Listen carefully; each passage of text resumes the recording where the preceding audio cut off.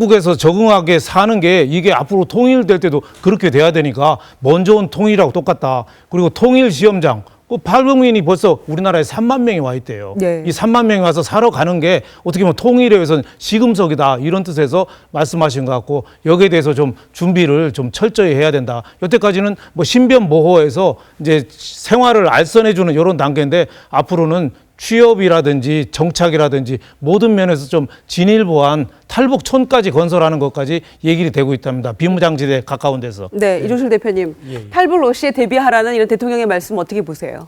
예, 대통령이 의지를 분명히 세운 것 같습니다. 이 북한 정책, 네. 북한의 김정은 정권에 대한 대응에 있어서 박근혜 정부의 방향은 정권을 고립시키고 북한 주민들과 직접 소통하겠다. 이제 이걸로 요약이 될 수 있을 것 같습니다. 예. 북한에 만에 어떤 사태가 발생한다라고 한다면 제일 첫 번째로 중요한 거는 북한의 대량 살상 무기 문제를 처리하는 것입니다.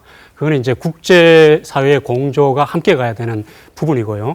그 다음에 두 번째로 중요한 문제가 이제 북한 주민들을 어떻게 받아들일 것이냐 하는 거죠. 예. 그래서 그런 경우까지 가정한 그런 가능성까지 포함한 이제 그런 의지의 표명이다 이렇게 볼 수 있겠습니다. 예. 글쎄 이제 북한의 체제 붕괴가 임박했다는 것은 우리로서는 참 알 수가 없는 노릇이고요. 정보가 없으니까 어쨌든 이제 그걸 전제로 해서 이제 말씀을 하신 건데 탈북자 전원 수용 그리고 최소한 외교 관계도 어려워질 것이다.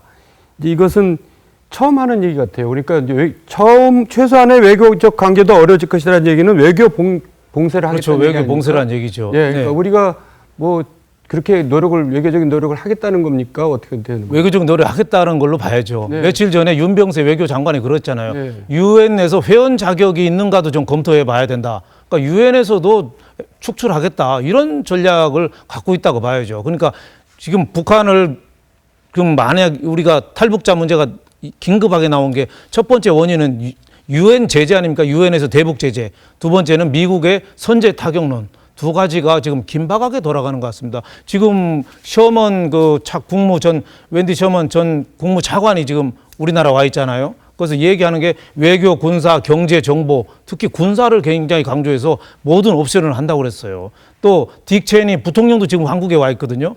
필요한 경우 군사적 대응을 하는데 미국이 위협받으면 하겠다. 여태까지 미국이 위협을 받아서 평화적으로 한 적이 없거든요. 선제 타격론을 위한 지금 마지막 군사훈련이 이번 10일부터 15일까지 한미 군사훈련이다. 이런 얘기까지 있을 정도니까 우리가 생각하는 이상으로 굉장히 긴박하게 돌아가는 것 같다. 이런 느낌입니다. 네. 네.